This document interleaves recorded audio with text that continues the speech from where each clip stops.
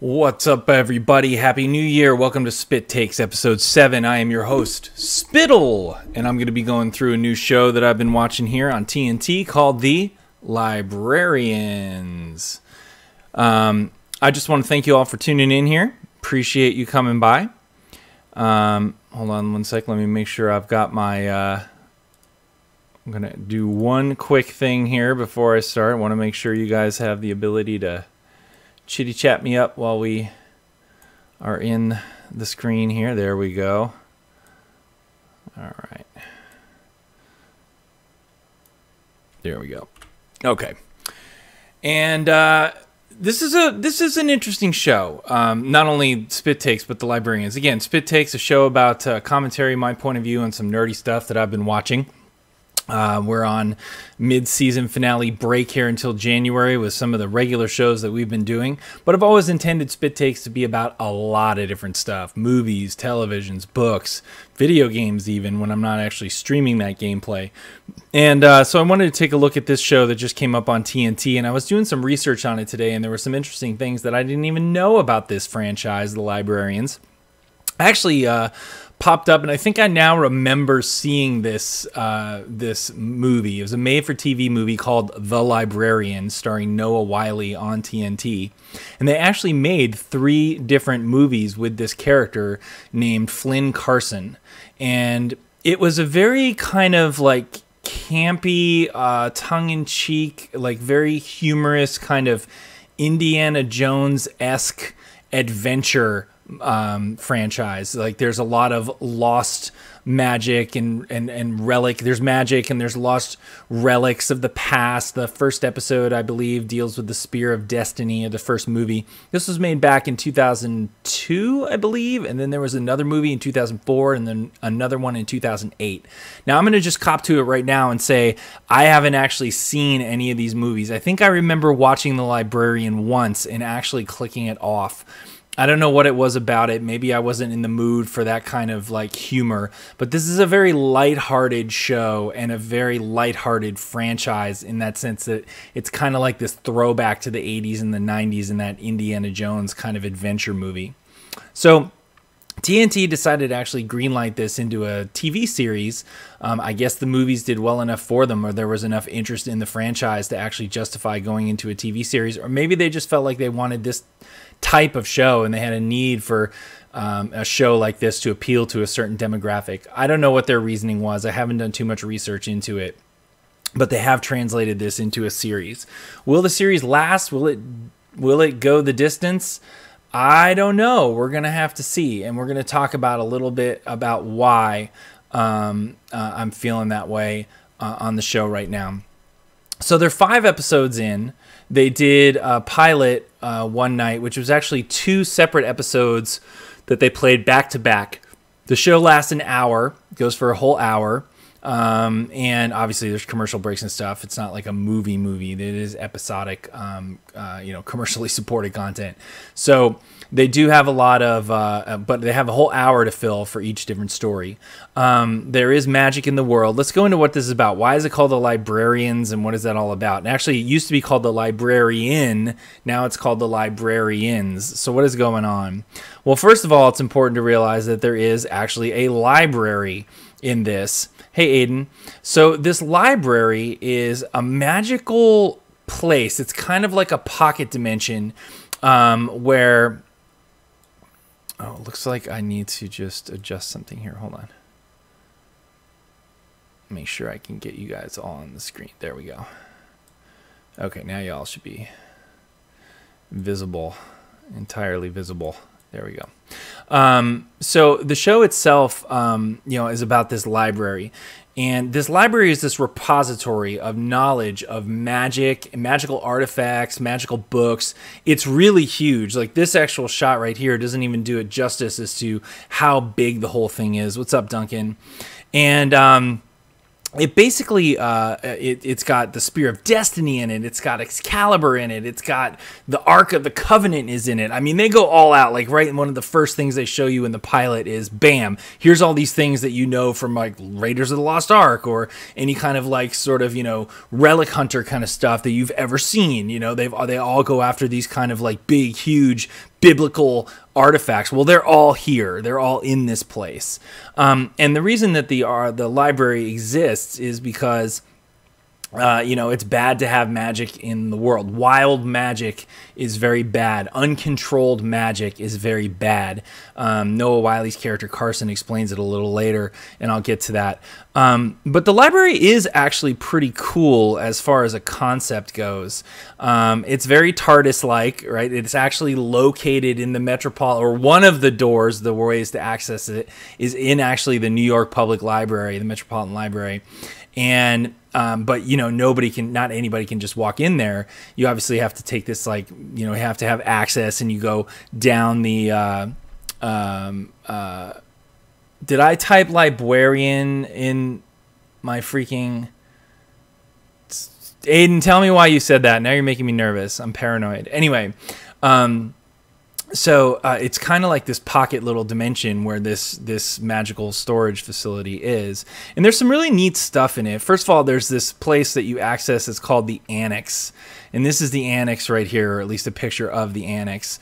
It's hooked up to the library, but it's kind of where all of the card catalogs are for what's in the library and where things are stored and all that kind of stuff. And you can kind of, access things in the library a little more quickly from here. And this is sort of an opening shot of the Annex itself. I kind of liked the Annex and the look of it. I got to tell you, though, it didn't quite hit the level of Constantine's cabin for me in Constantine, but it was a really cool space. It had it kind of really represented what you thought it should. Now, because I compare it to Constantine's cabin because that is obviously a storage place of all kinds of magical artifacts, and stuff like that. And this is very similar in that case, but it also has a very organized, very library-type feel. Books everywhere, shelves everywhere, ladders going up the shelves. All the wood in here is very rich and polished. There's reading lamps all over the place and tables to, examine documents and stuff like that. So there's some pretty cool things in here, which I actually really enjoyed looking at. It's a nice set. It's a very pretty set. It's a warm place. You're happy to spend time in here during the show. They also have this really neat artifact which they go into here, which is this globe. And this is where they actually get into explaining a little bit more about what magic is like in this world. There used to be ley lines. You can see these blue lines all over the place here. These ley lines were really connected magic. And as civilization grew and grew up over these magical ley lines, it actually started to diminish them, and pockets of magic really started to diminish and go and like wink out in the universe. They just weren't there anymore. So you can see all of these little cool, like this is Excalibur, this little sword right here. There's all these different magical artifacts that are around, that were around the world and running around, and they were used in very bad ways. When Noah Wiley, the librarian, is asked about what's going on here and why magic is bad, or it's not bad, it's good, he says, but people would be dying in tidal waves of blood if people had magic and could use it against each other. You think of the fall of Atlantis and all kinds of stuff like that. Anybody else having problems with Twitch, or is it just Aiden? So you think of the fall of Atlantis, and people use magic for their own ends, and it was very bad, so it had to be controlled. So the library was created to store all of this magic, which is kind of neat. And the librarian is the guy who runs all, the library and collects the artifacts. He runs around kind of being this Indiana Jones, Lara Croft kind of figure, only he's super really kooky. At least this guy is. Anyway, there's also this really neat thing in here, which is this magical mirror, which has the previous librarian, played by Bob Newhart, who, by the way, is just awesome. You might have seen him in Elf, being the holiday season and all, as Papa Elf. But that's a really cool artifact as well, and he actually resides in this mirror. So what we kind of learn is that librarians have a very short lifespan. And when they do die, they actually go into the mirror and become a mentor and a helper for the librarian that comes after them. So Bob Newhart is actually in this mirror. Now, this is interesting because I believe it's Jane, what's her name from Saturday Night Live? I can't remember now. Bob Newhart, Noah Wiley were all original characters in the first Librarian movies, and so they make cameos and appearances here. for a little bit. So that was a neat moment with the mirror. So a lot of really cool. I don't know, Ebenezer. Not right now, please. It's completely random. Stop with the DCO talk during the show. Anyway, too late, dude. Anyway, so it's a very cool place. Now, the big thing about this that they build up to, and happens pretty early on, is that the library actually does disappear at one point. There's this big sort of confrontation, and we'll get to that. I'm not going in a sequence of events here, but ultimately kind of what happens in the pilot is we get introduced to the library, the concept of a librarian, the magical artifacts being collected, why magic needs to be controlled and collected and maintained, and then some bad people who will get into kind of attack the library. And to prevent all the artifacts from falling into their hands, the library, the pocket of space that it is, starts to fold up, and the librarians just basically barely escape with their lives, and it drives the bad people out. But the library gets cut off, and all they are left with at that point actually is the annex itself. This is the only thing that they can get to after that's done, is this little room with the annex. So they still have access to the library, but only limited access. They can't actually get into it or out of it or anything like that, which is kind of a really cool concept. So the first major character that I think we need to talk about, what we're going to do right now is kind of talk more what? Okay, anyway. What we're going to talk about is a bit of characters here. I'm not going to go too much into the episodes, although I might, so be prepared. There's always a possibility of spoilers. But the main character, obviously, in the show is the librarian himself. But at least you think that. But the truth be told, it kind of opens with this guy, and also with Rebecca Romaine Stamos' character. But the interesting thing is that this guy, Noah Wiley, his character, Flynn, he plays Flynn Carson, who's the librarian through all of the movies that were done for TNT. You think he's going to be the star of this, but he's actually not. And it's interesting because the whole time they're sort of setting up for his departure. You first see him kind of when he meets Rebecca Romaine Stamos. They're doing some counterterrorism, like kind of nuke thwarting thing, and he shows up because there happens to be some magical artifact that the Nazis got a hold of back in the day, like very Indiana Jonesy. The music is very, upbeat and kind of jovial, so to speak. And he kind of comes in while she's trying to stop this nuke, and he's dealing with a different kind of the magical equivalent of a nuclear bomb in this magical case, and he's disarming it while she's watching. And that's how they kind of first meet, him and Rebecca Romaine Stamos. So we're introduced to the concept of the librarian, and he sort of just goes off. So Flynn is kind of key, but the whole time you can see here he actually ends up being wounded by Excalibur, who a wound from a magical weapon never heals, we're told, and he gets wounded. So you obviously know that this is going to be a departure, or he's not going to be a permanent part of the show. It's more of a passing of the torch kind of thing with him in there. I thought they did a good job with that. So Eve is played by Rebecca Romaine Stamos, and she is basically some badass counter-terrorist kind of military character. And of course we all know her from Mystique in the X-Men films. And so I was really happy to see her in here getting work and everything like that. She also did a really cool movie about cloning, I think, and it was something weird about her child, or I forget exactly what it was.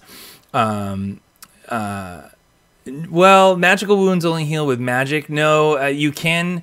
It takes a different. No, it's not like that. Magical wounds will never heal. They don't heal slowly. They never heal, he says.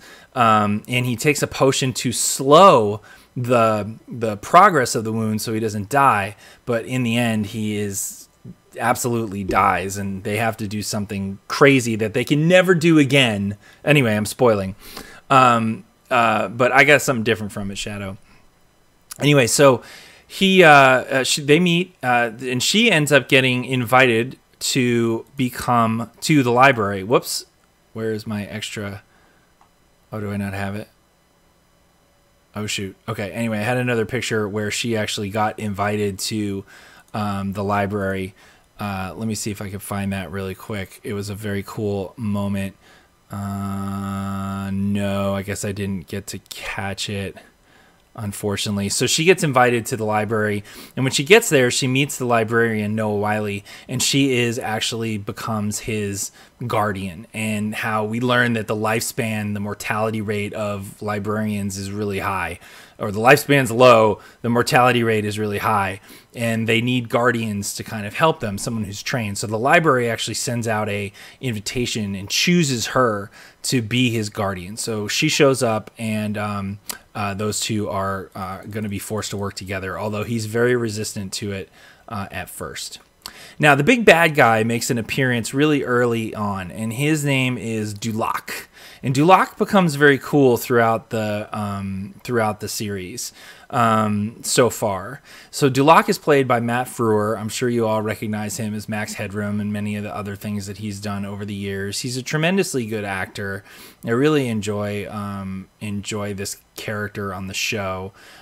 He plays a very good villain, and his basic deal is what's the name of the thing? Hold on, it's called the Serpent Order or Serpent Brotherhood or something like that. What's up, Teffin? Welcome to the show. Oh, here it is right here. The Serpent Brotherhood. And they're basically kind of bent on bringing magic back into the world. And he is trying to get a hold and access to the library. And in fact, what you really learn is that he's actually killing other librarian candidates. What he's trying to do is sabotage the library, get a hold of the artifacts in the library. So apparently what happens is when you are when a new librarian is needed, the library sends out magically all of these invitations to these potential candidates that have what it takes to be a librarian. You have to have some special quality. Either you're super smart or you have some special talent, but basically they're sort of better than your average bear when it comes to just being a normal person on the street. Librarians are exceptional. They may not be super physically strong or, swashbucklers or anything like that, but they have exceptional qualities that allow them to sort of handle the magical nature of their job and all of the knowledge that they need to have. They're very creative thinkers, problem solvers, things like that, but they can tend to be a little reckless, a little dreamer-ish, and therefore they need this guardian. So right off the bat, this guy, Dolock, kills somebody, and we learn, oh my god, the guy he killed right on the steps of the library was a former candidate, but Noah Wiley's character, Flynn, was chosen instead. And so they start realizing that, oh my god, all of these former candidates of the library for the librarian position that Flynn got are being murdered all over the place. In fact, there are only 3 left. And so Noah Wiley, Flynn, and Rebecca Romaine, Eve, team up to go find the 3 remaining candidates before they actually get murdered by Dolock and his henchman, who we'll get to in a second. But Dolock's very cool. Dolock's whole deal is that he wants power, and he is some kind of magical being. He is very old, we learn later. When some critical things happen in thank you, Teffin. Hello, Miss Supreme. When things happen actually in the middle of the show regarding Excalibur and the crown of King Arthur and all that kind of stuff, he gains this power as magic is flooded back into the world. So he's somehow very old, somehow very connected to the ley lines and the magic that would be in the world, and he wants to unleash it again. In fact, he says it could take us lifetimes to remake the world as we want it, or we can get the access to the library and do it in one night. So he's like apocalyptic, earth-shattering, rewrite the world kind of agenda with the Serpent Brotherhood and under this guy Dolock. And he has a henchman named Lamia. And I got to tell you, Lamia is like probably my it's a tie if she is like my most hated character on the show. I really don't like this character at all. I don't know if it's the way it's written, the way it's played. I can't stand Lamia, and I'm glad that she's a henchman, and they may very well depart from us and meet some kind of untimely end for a villain, and Dolock can keep going and find somebody that I like a little better. Now, she wields a katana, and she's kind of like, super action chick or whatever, but she's not very convincing in that role. I don't think she does a tremendous job convincing me that she can wield a sword and is this super powerful nemesis.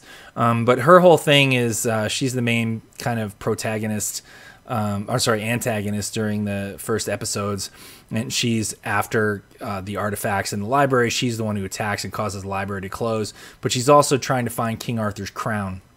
And the reason they want King Arthur's crown is because King Arthur's crown can let you control Excalibur, and Excalibur is the most powerful magical artifact left on the planet. And so they're trying to get Excalibur. And here you can see she's found Arthur's crown, and she's coming to claim Excalibur inside the library. In fact, she does, and wounds. When this all happens, she is able to take control of Excalibur and use it to wound Flynn, the librarian, and he takes a mortal wound and staves it off for a short time. But you get the feeling like, oh, okay, I see what's going on here.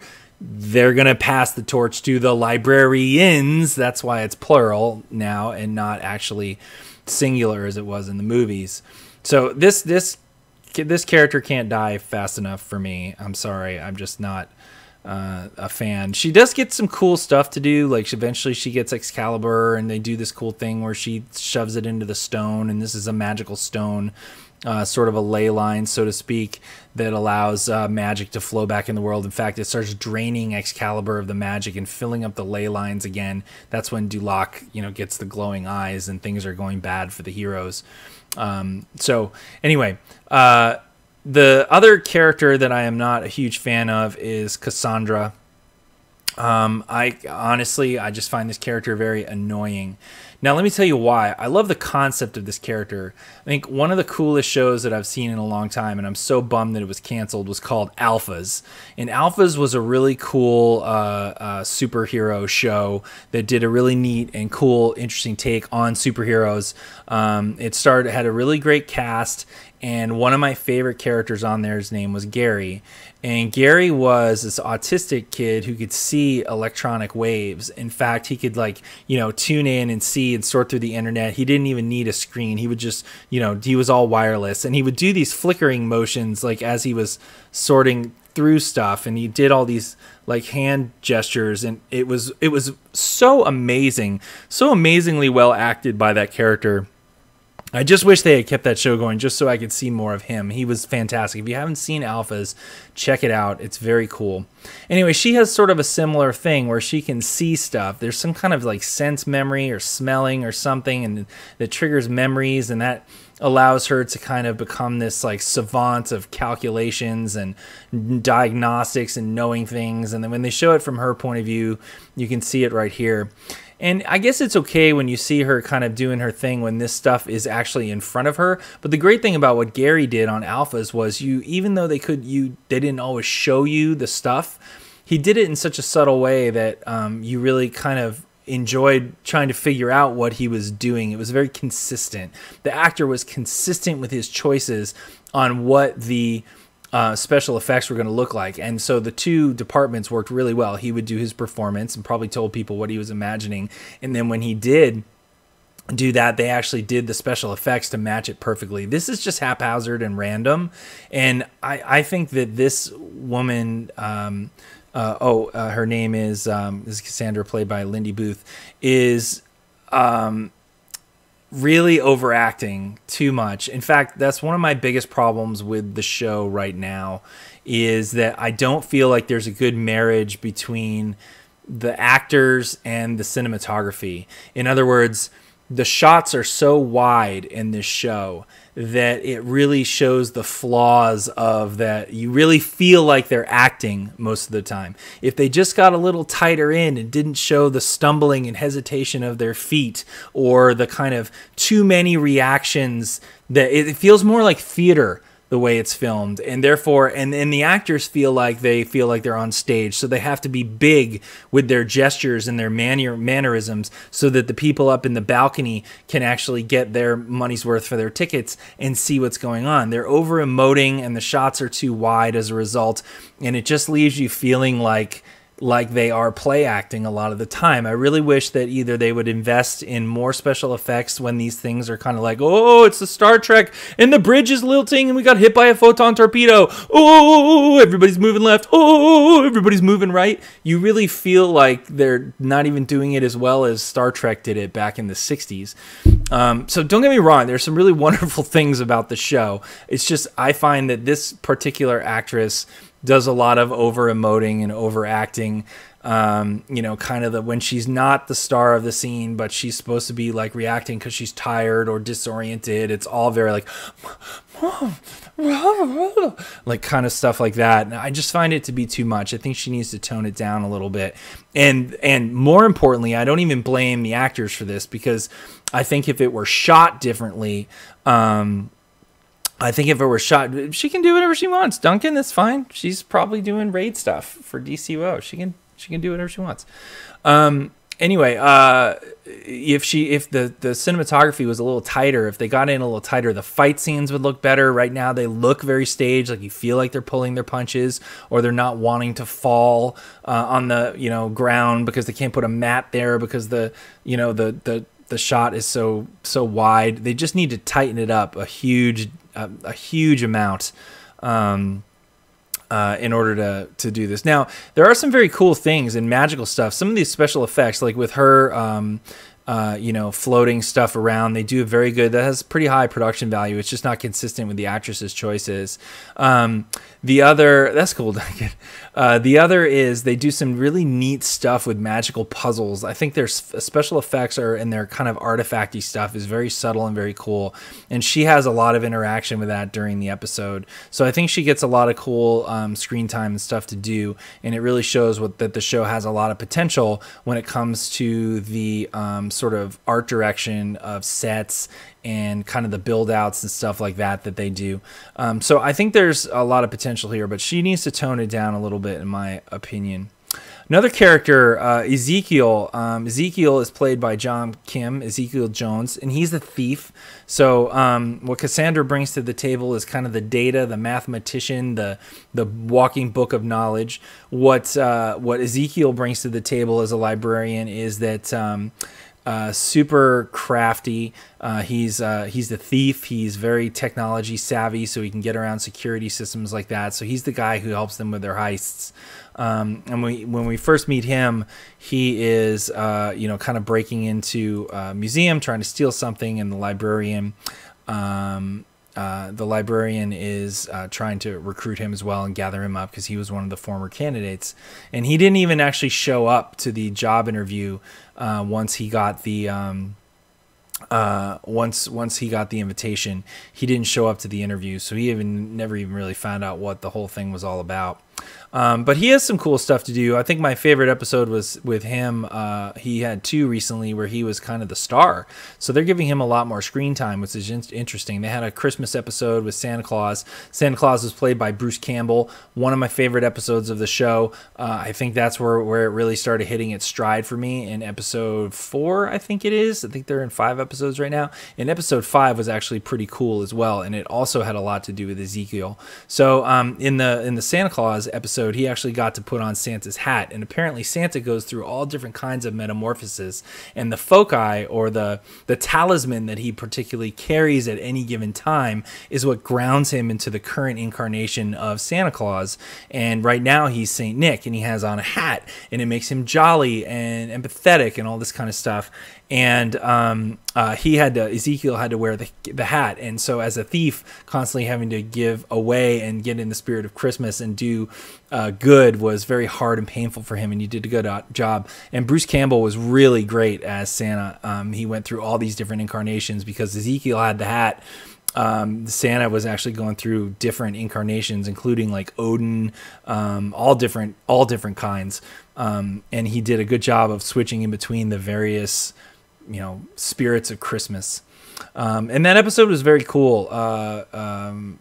Like super cool. Rebecca Romaine, Eve, actually has to go and do something really neat during the episode. And it really gives you an idea of their mythos of Santa Claus and why Santa is important. It's not about presents and things like that. But I'll talk about that in another show. I want to actually dedicate a show to those 2 episodes. My favorite character on the show right now is definitely John Larroquette as Jenkins. He is really awesome. I wasn't sure about him at first, but now I really, really love this character. So he actually was in the Annex, which was similar to the library's main room that you see Noah Wyle and Rebecca Romaine Stamos, not Stamos. They got divorced.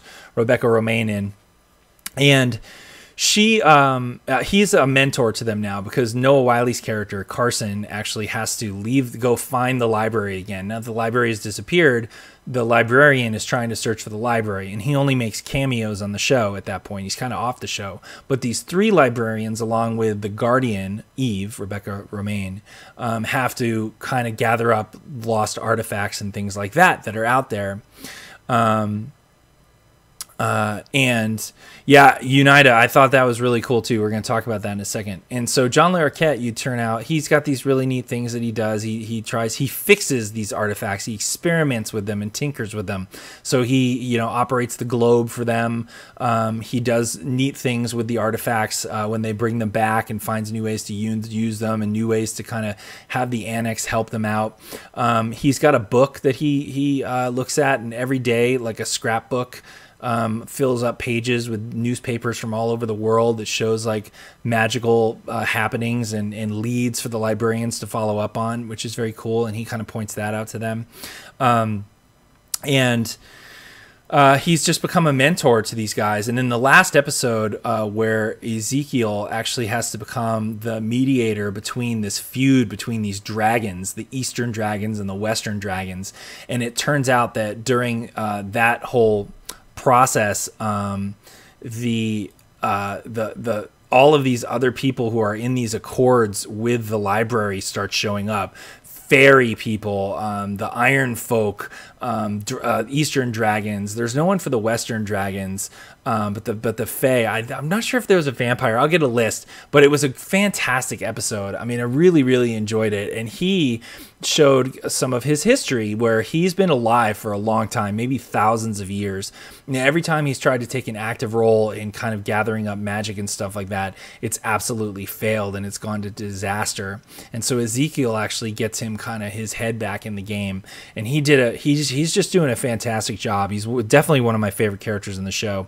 And I was really sad that Almost Human, which he was on for 1 episode, he was basically the creator of the synthetic soul on that show, and I was so stoked to see him in there. And he did such a great job on that 1 episode he was on. I was psyched for the show to continue, but it ended up getting canceled, which really stinks. That was a great show, and he just didn't get to see the light of day. But here he is in this show, so I hope the show does really well because I want to see him explore this character more. I think he's one of the cooler characters on the show. So those are the main characters that we've seen so far. And the interesting thing is that Jenkins here and Dolock actually have some kind of long history together, because Dolock actually gets into the Annex and he knows Jenkins, and the 2 of them have a conversation and they hug. So they might be like brothers, and Dolock's been alive for a super, super duper long time. Like he actually falls out of a jet plane at really high altitude and survives the fall. So what's going on with the Librarians? What's my sort of final take on this whole thing here? Is it worth you checking out? How is the show in general? Well, I mean, I'm kind of mixed on it right now. The show in the last 2 episodes actually was really good. It had some great guest stars. Bruce Campbell was on it. I forget the actor's name. What is his name? Kari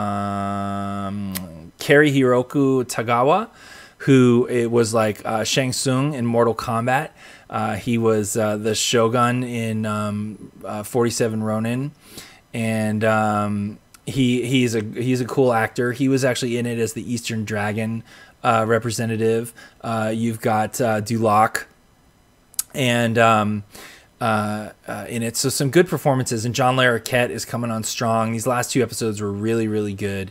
The first few episodes, I'm not so sure. I do seriously think that the cinematographers, that the actual They need to start looking at their shots and how it's matching up with the actors and how it's playing off, because there's some really janky editing continuity things going on right now. I think the actors are doing the best they can. Some of them really need to tone it down a little bit, in my opinion, especially Cassandra. And also, I didn't even go into Jake. Sorry, I don't know where Jake's stuff is here. Let's see. I didn't have time to get him in here, but this guy right to the right of Rebecca Romaine, and in between Rebecca Romaine and John Larroquette, his name is Jake. He does some stuff too. He's like your adventurer type guy. He's an artifact master of artifacts and art history, so he has a purpose too. But he's just like this, wants to charge in and go be this adventuring kind of Indiana Jones guy. But he's just taken some of the stuff over the top, like extra flourishing twirls of his swords and stances that he's taking to get ready to beat somebody up. And it just looks phony. So I'm really liking Ezekiel. I'm really liking Rebecca Romaine. I'm really Eve, and I'm liking Jenkins.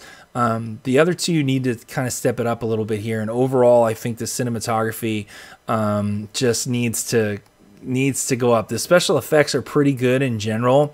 I like what they're doing with that stuff, especially for the budget that they probably have.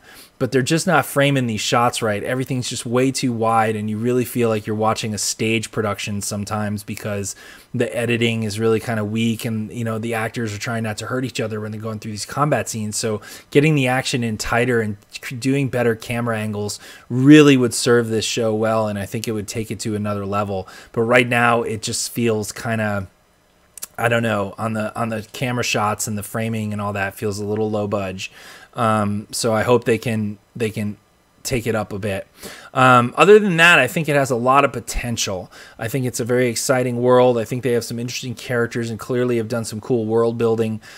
So we'll see how it goes. Right now, I'm lukewarm on it, but it's warming up for me.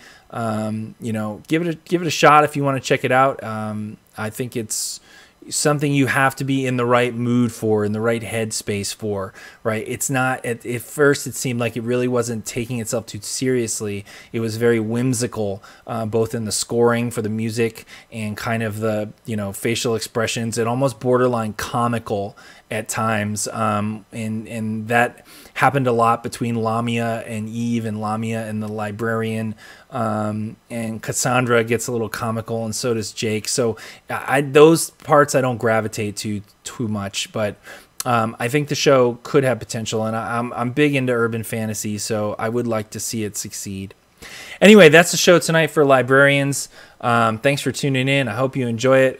Patrons, thank you so much for your patronage on Patreon. I really do appreciate it. If you're not following me at this point on Twitch or YouTube or whatever, go check out my website, www.spittle.com. You can get to all the various portals and things like that from there. And I will see you next week, for another episode of Spyt-Takes. I'll be back in 15 minutes, and I'll start streaming some gameplay here. Just going to go check on the family downstairs, and we're going to do some Dragon Age. I'm going to keep going on my groove there. It's a pretty fun game, enjoying it. Just want to see if I can progress through. Okay, take care, everybody. Thank you so much for tuning in. This is episode 7 of Spyt-Takes. Till next week, ciao.